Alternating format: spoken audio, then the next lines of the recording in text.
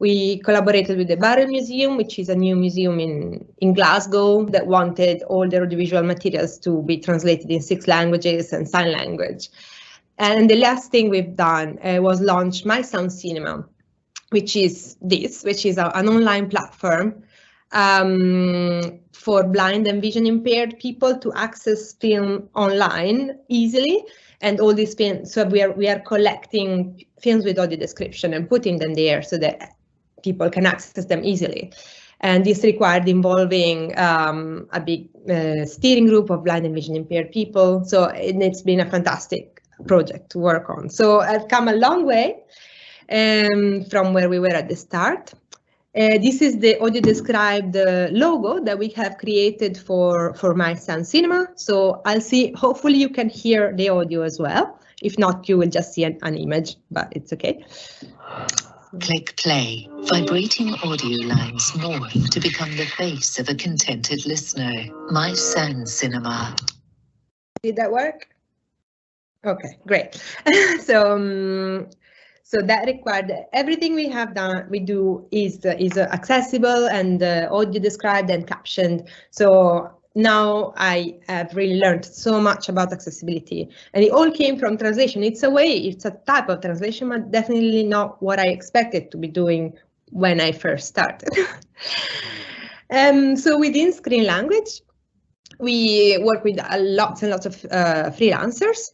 And these are the kind of careers that I'm experienced in and that the people that we deal with on a daily basis. So we have subtitlers and captionists. So subtitlers we call more the people who do translations from one language to another, and captionists who work from English to English. We even work with live captionists and palantypists, which is another whole other ball game, but it's very interesting, which work with a sort of stenographic machine to do live events. Audio description script writers, and then project managers and the business owner, which will be me. And all these careers are open to you. I, as a graduated from Heriot Watt, which is great.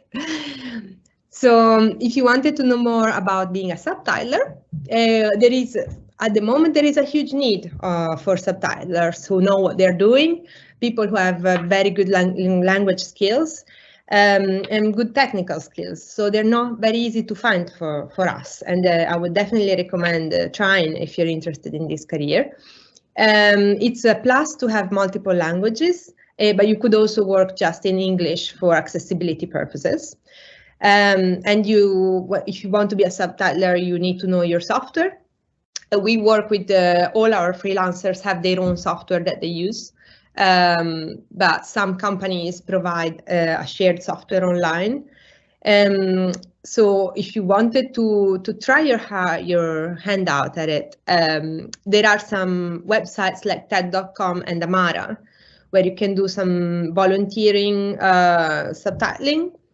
And there are some larger companies like Deluxe, Una, and Zoo Digital who have their own software and their online testing facilities. So you can just go on their website and try.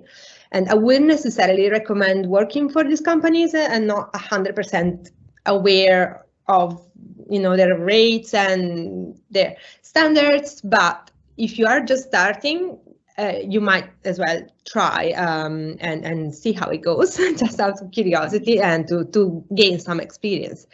It could be a good place. And if you are interested in knowing, this is the software that we use, Easy Titles, and I've added some other software that is good. And I'm sure this will be shared afterwards. Is that right? So we also work with audio description script writers. So if you have some training in audio description, it's great. We need more and more of those, and there's not many around. Audio description is a type of translation, so I would definitely say it could be something up your alley if you're graduated in translation. And some audio description script writers also do their own voice recordings, so you could do that, although you would need microphones and all the equipment. But if you're interested in that, that's the first thing and the main thing. And the Audio Description Association Scotland runs trainings and have their own database of audio describers. So that's definitely a good place to start. You could also be a project manager. Probably someone else will talk about that too. And knowing several languages, if you're working as a project manager in a translation company, I wrote it's a plus, but it's probably essential. You need to be a linguist and to be aware of what these challenges are and the difficulties and intricacies of dealing with languages. You need to have very good writing skills and communication skills, and you need to be very precise and be able to proofread and organized. So yeah, that could be you. Now, if you wanted to be a business owner, as I said, that's where I ended up being. This is some images from me at Languages and the Media, which is a great accessibility and audiovisual translation company just in November this year. And these are the perks of this career. You could be dealing with nice, people from ITV, from Deluxe, from all the big companies and the TV stations. But the reality of the day-to-day work is that I do a lot of billing and invoicing and taxes and making sure people get paid and file funding applications and marketing and social media. But definitely Scotland is a fantastic place to start if you want to do that. Scottish Enterprise offers ongoing free support and seminars to just get you started. And also Creative Edinburgh and Creative Scotland are fantastic networking places.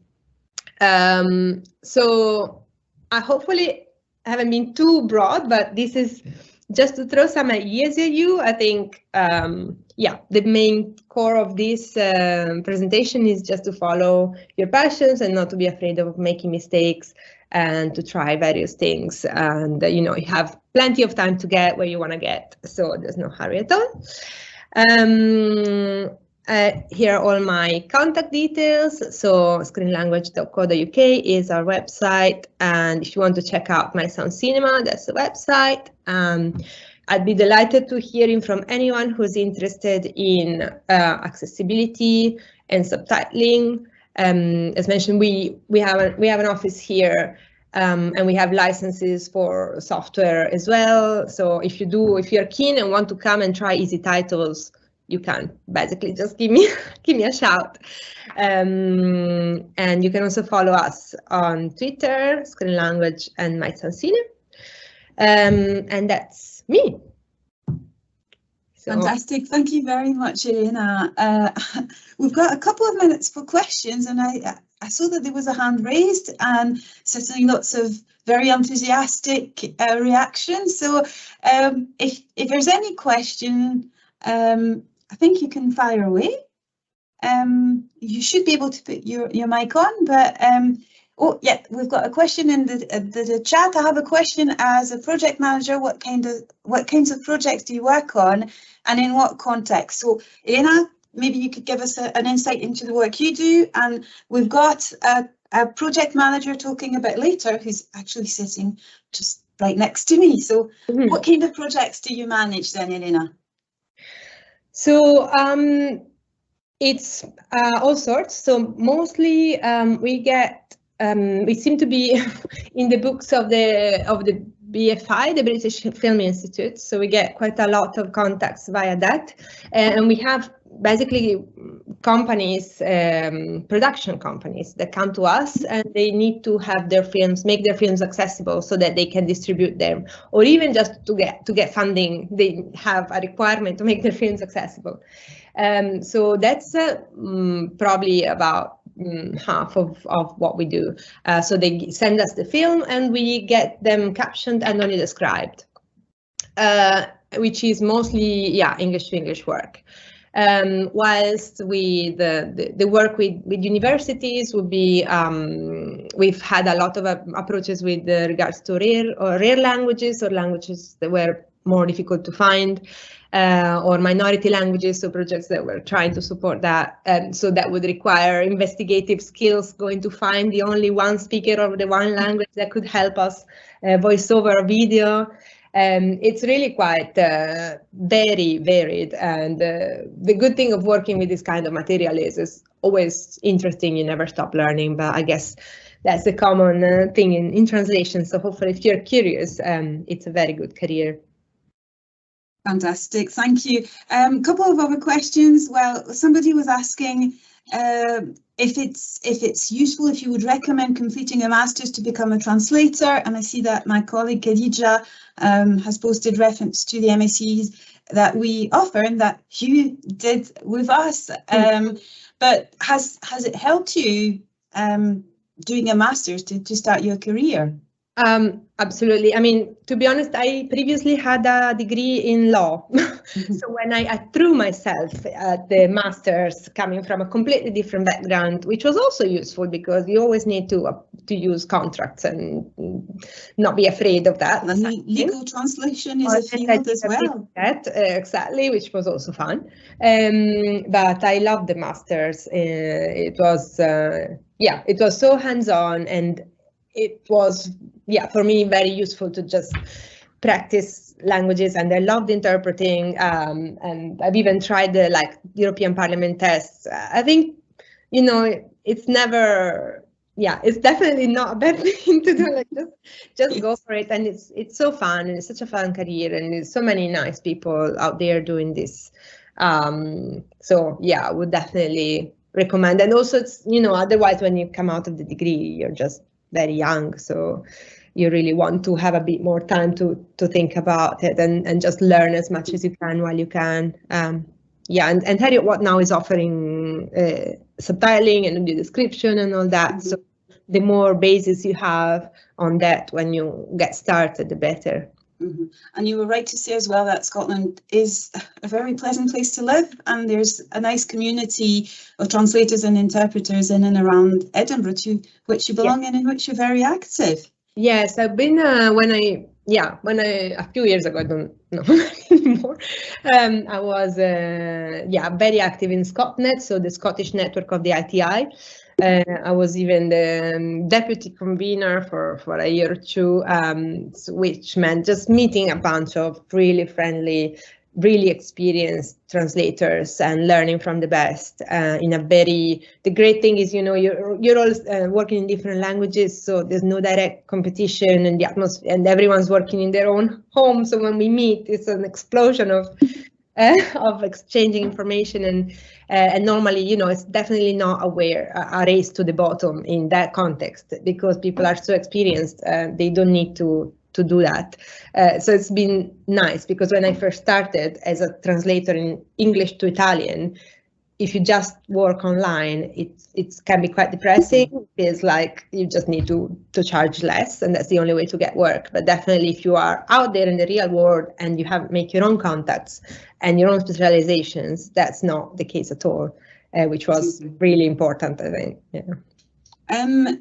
We are actually welcoming the current convener of ScotNet at the Speed Networking later, so those of you who are joining us will have a chance to chat with him. Two more quick questions. Would we have access to the recording after this meeting? I believe that it is the case. If you've signed up and you've joined the meeting, you'll just need to log into Teams and you'll have access to the recording. And one last question for you, Elena, before we wrap up. Does your company offer internships, and which languages do you work with? I think that I know the answer to the last one. All of them, depending on needs. Is that right? Yeah, I mean, just come along. We have 2 extra desks at the moment, and we just love to hear what people are keen to know and learn. So yes, we're in the Grassmarket. So just Google our address or find me an email, and we are looking for more help. That's for sure. It goes up and down and it comes in waves, but there's moments when we are need people, and we've had interns before and it's been great. So definitely don't hesitate. So potentially, yes. Yes. Fantastic. Thank you very much, Elena. It was great seeing you again virtually, and I hope for a catch up in person soon. Thank you so much for your time.